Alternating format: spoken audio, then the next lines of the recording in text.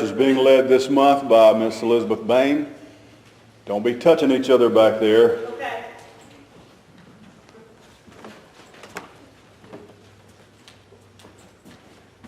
I took a moment to glance at our feed while preparing for the lamb service over there.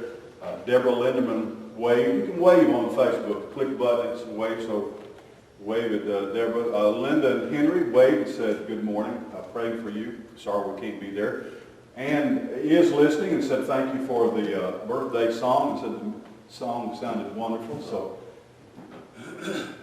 Terry Wren is watching. She's a classmate of mine. We graduated from Warren County High School back in 1974. And it's good to see Terry. I'm glad to have connections with a lot of old friends through Facebook and other means. It's good to have you here this morning. Glad that you're here.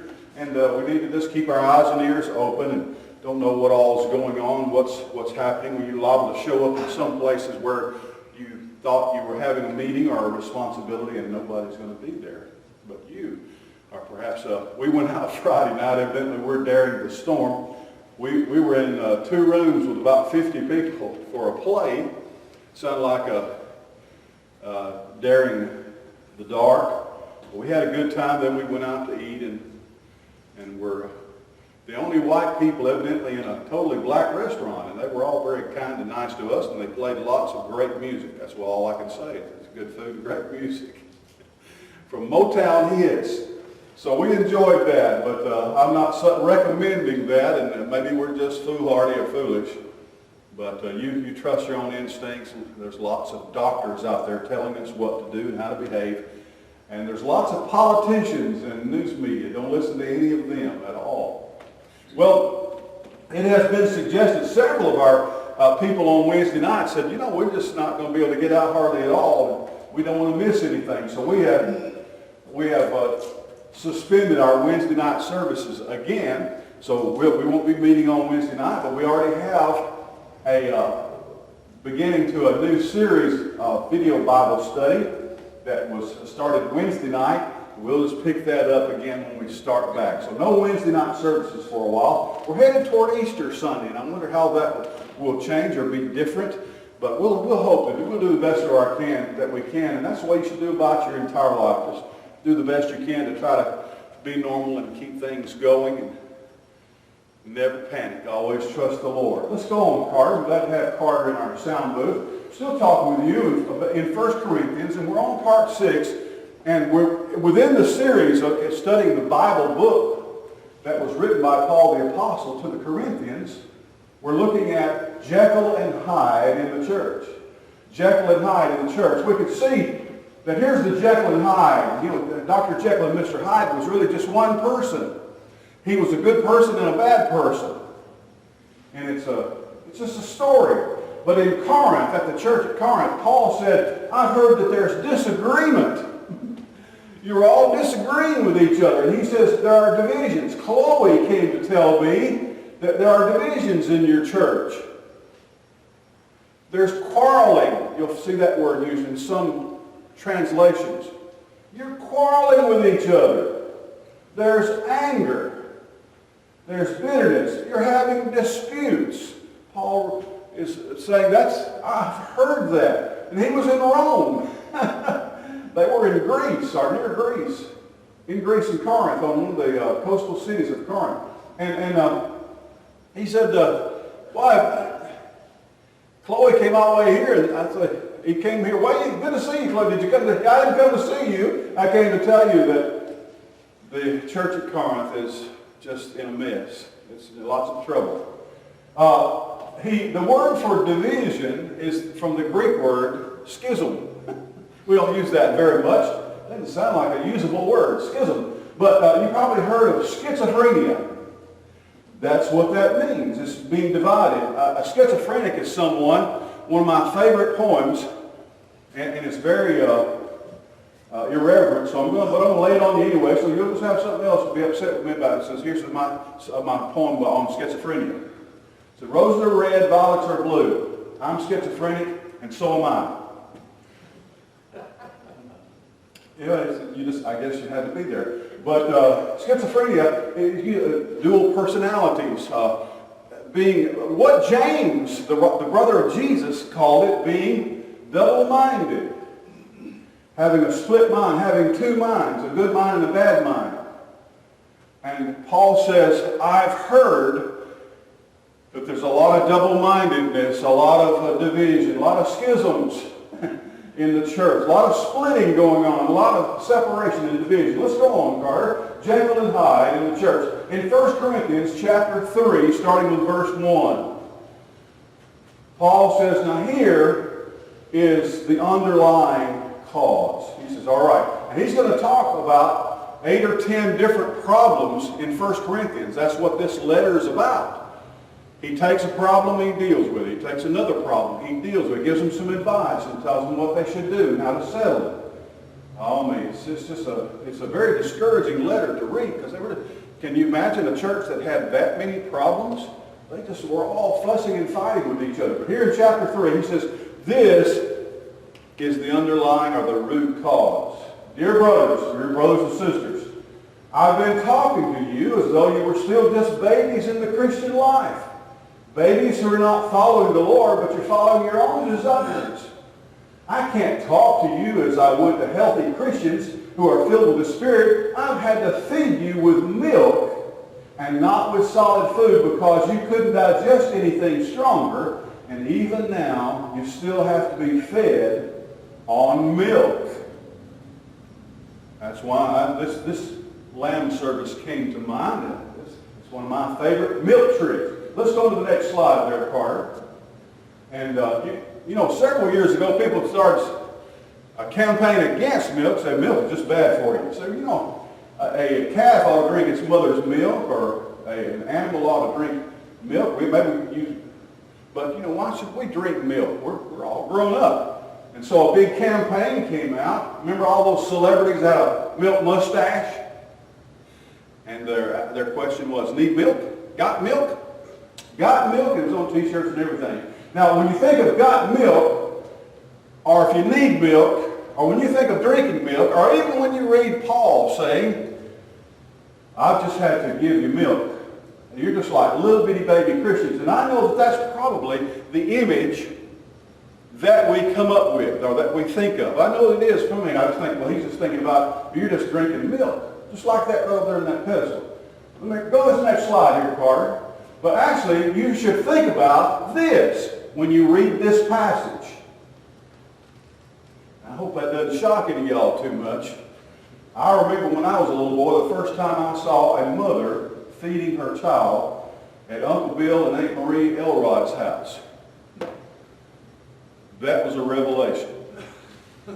I was probably about 5 or 6 years old. I had never seen that done before. But it was just right there, and just, you know, and I kind of wanted to say, hey, everybody, did y'all see what's going on over here? But I was just fascinated. I'd never heard of it, thought of it. Never had been mentioned to me, and nobody even mentioned it or said anything or had this act like nothing was going on. Now, talk about getting mad at the preacher. Now, when Paul is saying, I'm having to talk to you like people who have to, like children who have to be fed milk. That is what he's talking about. They didn't have glasses of milk. They didn't have gallons of milk jugs in the refrigerator like you don't. Maybe you'd like to have, but it's all gone. This is very offensive. If you're talking about kind of like being ugly to people or saying ugly things, I know in my Alabama upbringing that I could probably say some things about this that my wife is worried that I might say right now.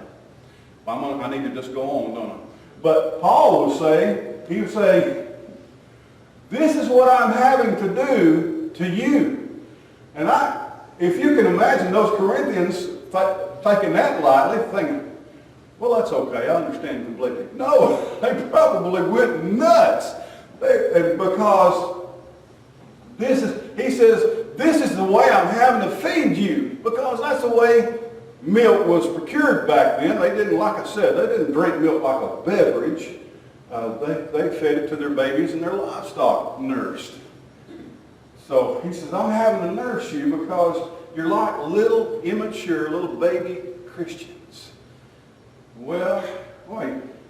If he was trying to hurt their feelings, I think he probably did a pretty good job. And please don't get mad at me for this, because this is exactly what Paul is saying.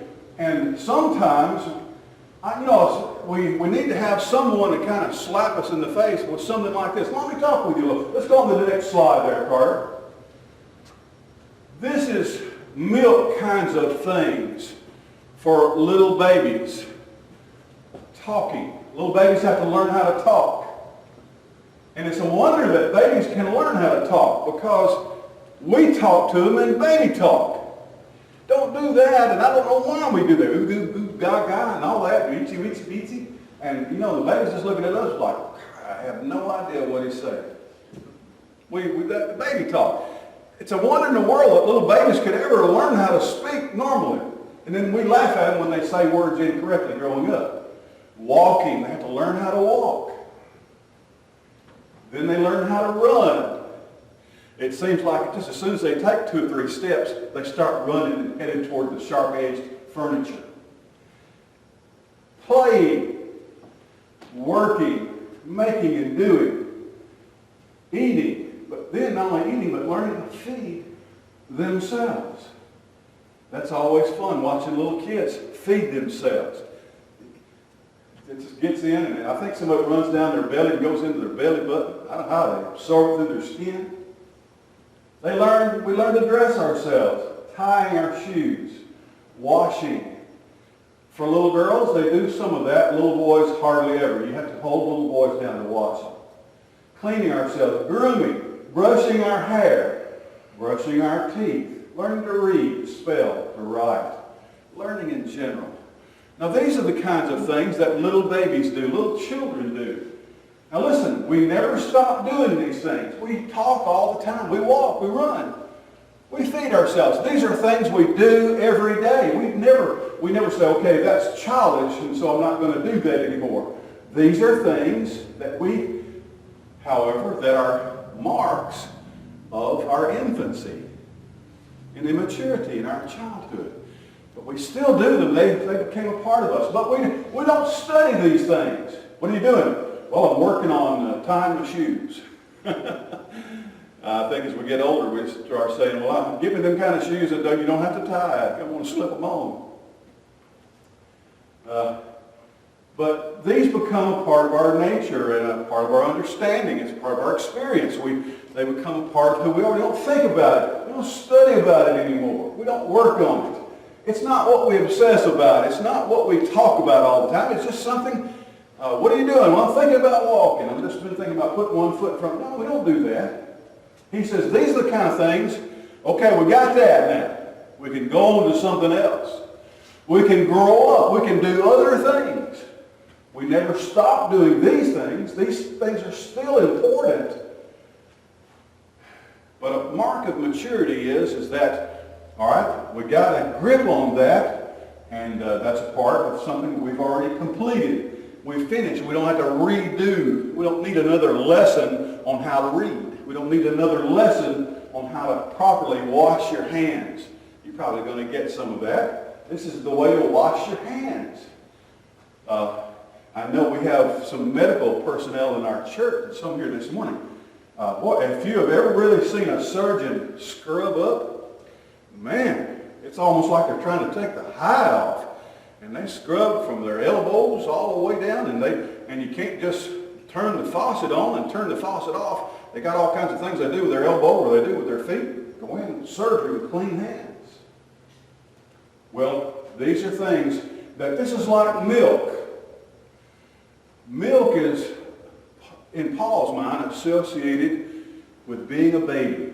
It's good stuff. Milk is good for you. Milk is healthy. Milk is a genuine, healthy food. But he said, you can't just have milk for supper and milk for breakfast and milk for lunch. He says, you need to gnaw on something that's a little bit stronger than that, because that's where you're going to get your strength. That's where you're going to grow up. That's where you're going to build good, heavy bones and muscles. All right, let's go on, Carter, the next slide. Here is some Christian milk. Here is some things that new Christians learn. Here are some things that should have been a part of your life when you first became a Christian. Salvation, being saved, the gospel, grace, forgiveness, heaven and hell, reward and judgment, water baptism, assurance of salvation, church membership, church attendance, church worship, music, singing, Christian service, stewardship, support, giving, personal devotion, Bible reading, prayer, scripture memorization, meditation, and fasting. Now these are things that are a part of Christian infancy. It's a part of being a baby Christian. Now there's a possibility, and it's probably a pastor's fault or responsibility, that maybe you didn't learn everything you needed to learn when you first became a Christian. But within the first year or 2 years of your being saved, you should have learned about these in Sunday school or Bible school, from preaching or the singing of the scriptures. These are things, and I could think of 100 other things, that are a part of Christian infancy. Being a baby Christian. Being a new Christian. But you don't need to hear the gospel anymore. We need to keep preaching the gospel and sharing the gospel and telling the gospel. But you don't need a gospel sermon yourself. You're saved. You should be sure that you're saved by now. Church attendance ought to be something you do. Church service ought to be something that you just do because you're mature. You're grown up. You're an adult Christian. These are things that I think of as a pastor, of things when I see someone get saved, I want to make sure that they learn about these things. But if I see someone who's been a Christian for 3 or 4 or 5 or 6 years or longer, I want to assume that they've already learned these things, and it's time to get away from just milk. Let's look at the book of Hebrews. The next slide. This is Hebrews chapter 6. This is not just a problem for modern day Christians. This has been a problem since the church began. That sometimes believers in Jesus don't grow up. You'll see in Ephesians chapter 4, Paul was writing to the Ephesians and he says, grow up. Grow up. That'll solve a lot of your problems. And really what Paul is saying to the Corinthian Christians is a lot of the reason why y'all are fussing and fighting and arguing with each other is because you're just like little children. You're just like little children. If you really want to see examples of jealousy and envy and selfishness, just go look into this window almost any given Sunday. Look right in there. And they're taking toys away from each other. And they're hitting each other over the head with toys. Oh, by the way, if you want something to be thankful about, I noticed that Beth and her family is watching from home this morning. Think about that for a minute, to be at home with all them children. Thank you, Jesus, for Beth. Pray for Beth. she's all buttoned up at the house with probably a house full of kids. I don't know if Kevin is there with her or not. He's good help. But Beth is watching this morning, and she would like to be here because when she gets here, she can send her children to the nursery, and they get in there, and you know what? There are 2 words that are used in the nursery. You know what they are? One from the workers, no, and one from the children, mine. Mine. Little children. Look here in Hebrews chapter 6, verse 1. The writer here says, we need to get beyond the things that we learned about Christ when we first got saved. Let's grow forward to more mature things. That's what strong Christians ought to do. Surely we don't need to keep talking about and studying the error of salvation by works or the necessity of faith in God. You don't need more lessons or messages about baptism or spiritual gifts or the resurrection of the dead, eternal judgment. The Lord wants us to grow on to other things. When you come to church, do you want to hear a lesson or a message or a sermon about things you already know? Have you ever come away from a lesson or a message saying, I don't understand that? Well, if you read the Bible like I do, I see a lot of things I don't understand. As a matter of fact, as Jesus was walking all through Galilee and all Judea with his disciples, he kept saying, don't you understand? And the disciples would look at each other and say, Lord, would you please explain to us the parable of the sower? We don't get it at all. Because he was always telling them things that they'd never heard of. He was teaching them and preaching things to them that they didn't know. He was telling them about things that they'd never heard of. And they were all hard to understand. And that's what school is about. It's about going to school and say, I don't know how to spell cat and dog and Dick and Jane and Spot and Fluffy. I don't know how to spell those words. Let's learn how to spell words that I know. And the teacher said, no, we're going to learn words that you've never seen before. There's a video on Facebook of Adria reading. She loves to read. Yeah, Addison not so much, huh? She can read about anything she wants to. But Avery loves to read. And she can look at a word and sound it. I can just see her little brain just bubbling as she's sounding out these words. When you pick up your Bible, don't just read your favorite verses. When you open the Word of God, don't just go to read passages that you've read 1,000 times. I don't know if you've ever heard a sermon on 1Corinthians chapter 3 before or not. One of the advantages, or should we say disadvantages, of having a preacher who's been around for a long time is that you're going to hear sermons about parts of the Bible that you probably have never heard sermons about, and you're going to look at a lot of the Bible that you don't like. Now, just because I don't like it doesn't mean it's not God's Word or I don't need it. But I would tell you honestly, there's a lot of, Ray was saying in Sunday school about he's reading in Numbers. He must have done something wrong and he's being punished. If he's reading in Numbers, there's a lot of rules in there, isn't it, Ray? There's a lot of stuff to do. A whole bunch of it. We want you to straighten out. We want you to do all of that. Either that or get saved. I don't know which. And that's the way it is with me. Preacher, preach about something we know about or we can understand or that it's not over our head. Jesus was always over his disciples' head, and they was just as fishermen, and they were saying, Lord, have you forgotten we're just fishermen? We can't understand all this. And Jesus said, come on, come on, come on up. Come on up. That's what I want to do. That's what he's always done to me. Here in Hebrews chapter 6, he says, look, we've already studied all that. We've already sung all those. We've already preached all that. That's already been done. Let's go on. Let's get up and go. Let's grow up. Let's go on, Carter, the next slide. Now, here's from Romans chapter 7. This is actually what comes next. This is the meat of the word. One of these. Paul says in 1 Corinthians chapter 3, he says, you're not even ready now for me to talk to you about the deeper things of God or about grown-up stuff in your faith. So you know what he goes on to? He goes on to judgment. In 1 Corinthians chapter 3, he says, one of these days, if you don't grow up, if you don't quit acting like little babies and quit fussing and fighting and dividing and quarreling, he says, you're going to have to stand before Jesus one day. And he talks to them in 1 Corinthians 3 about the judgment seat of Christ. But as he's teaching the Romans, he's talking about double-mindedness here. And then he tells them how to grow out of it.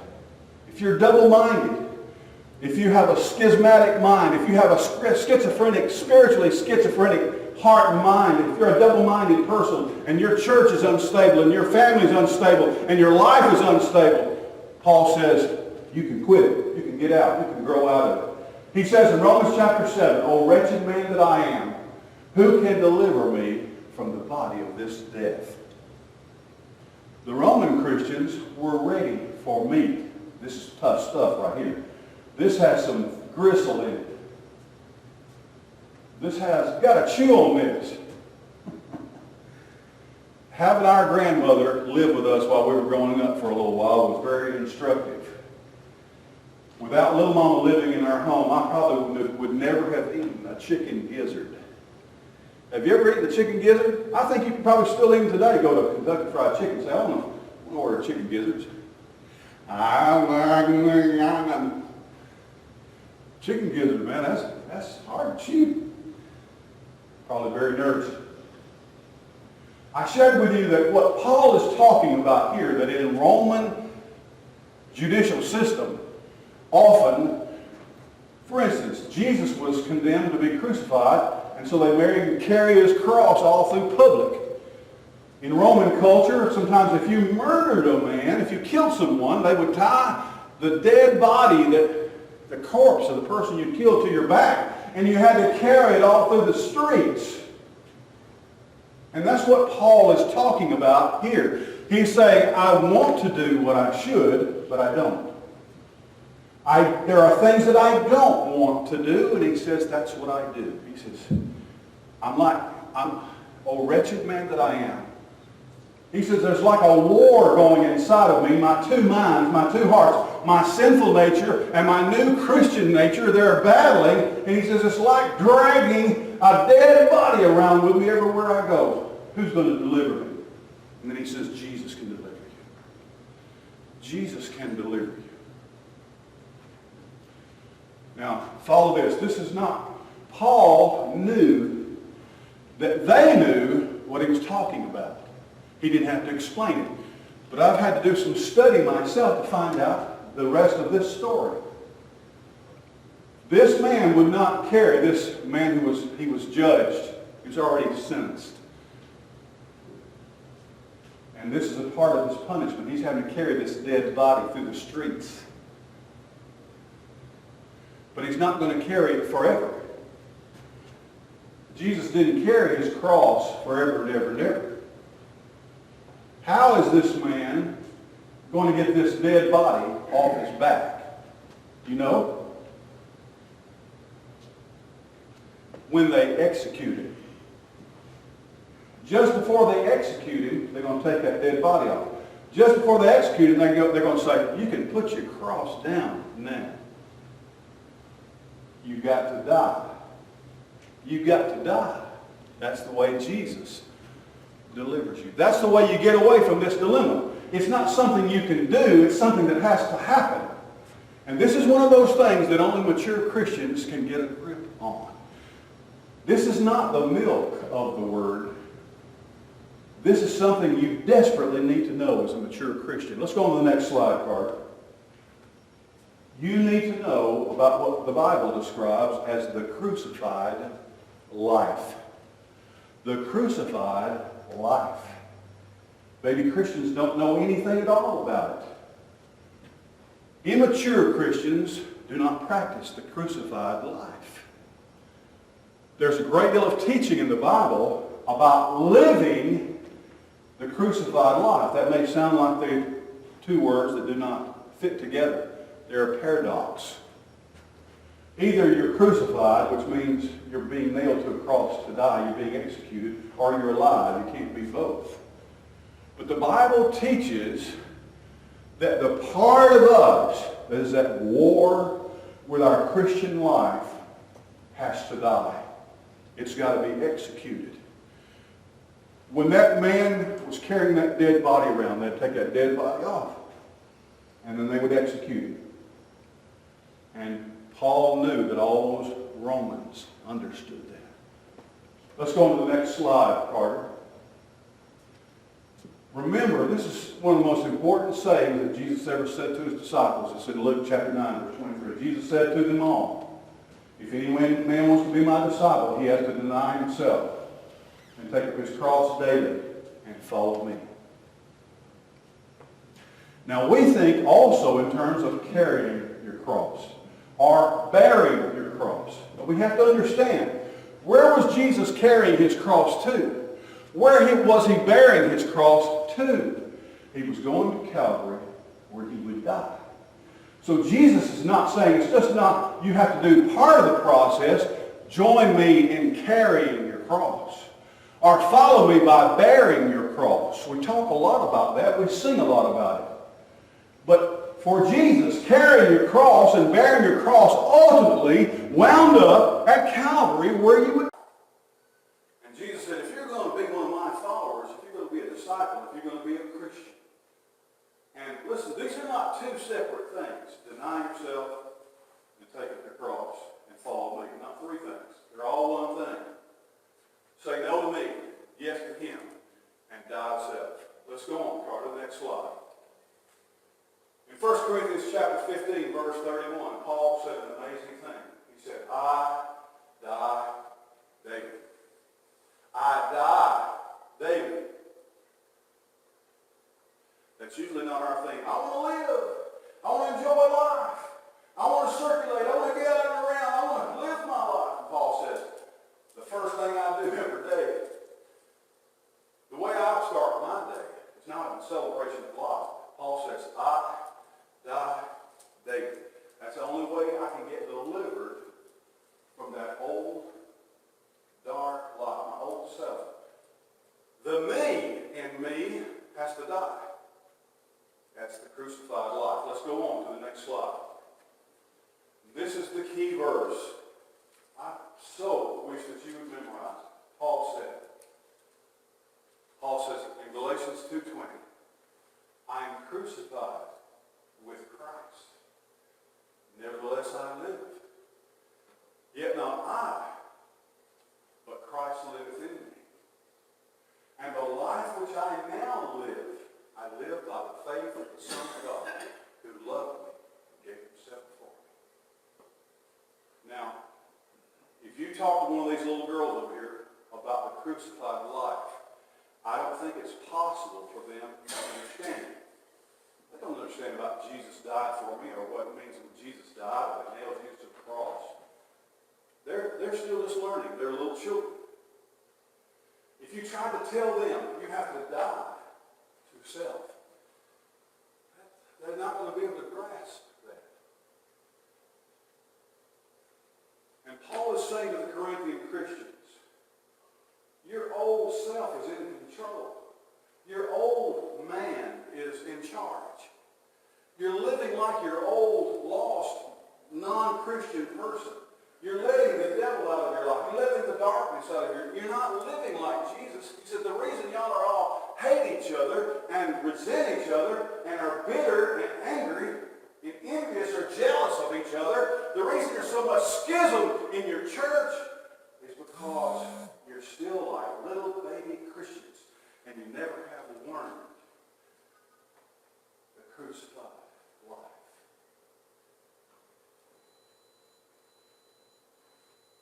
Now, I've heard people talk about you have to crucify yourself. But you can't. Nobody has ever crucified theirself. You have to be crucified. This is not something you can do to you. This is not something anybody can do to you. It's only something that God can do to me. God can do to me. Paul says, I die daily because part of this process, he would, in his prayer, would say, Lord, take the old man and nail him to the cross, that he might die, that Christ might live in and through me. I'm crucified with Christ, nevertheless I live.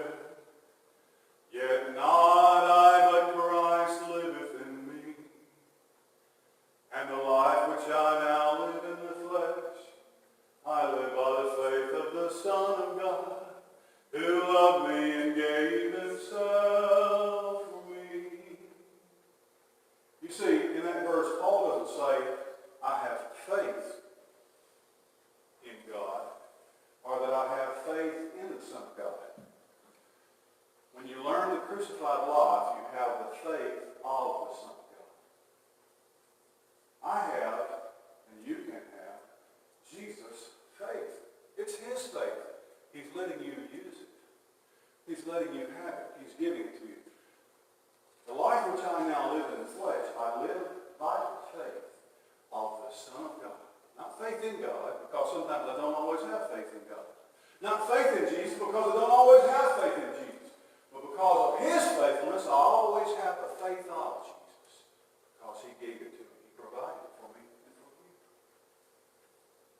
This is just one aspect of what I think. Just one piece, one portion on your plate of what I consider to be the meat of the Word. Solid food for grown-up, mature Christians. Because it means I don't fuss and fight with other Christians. I'm not jealous or envious of them. I never get bitter or angry. I don't dispute with them or argue with them. I'm never divided from them. I'm never separated from them. There's no schism between me and other Christians. Because that part of me is dead.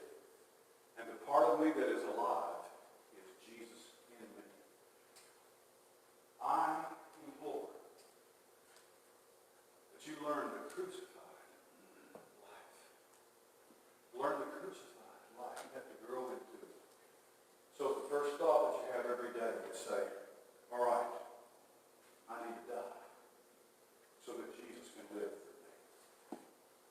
If you ever look at yourself and you see spite or bitterness or anger, if you see resentment or disenchantment or discouragement or doubt, your old person, your old man, your old woman is still alive and kicking, and they're creating havoc in your life. You need to ask God to handle it, to deal with it, to execute it. I died. David, Paul said, you need to too. I need to too. This prayer will be our invitation. Let's bow our heads for just a moment. Every head bowed and every eye closed.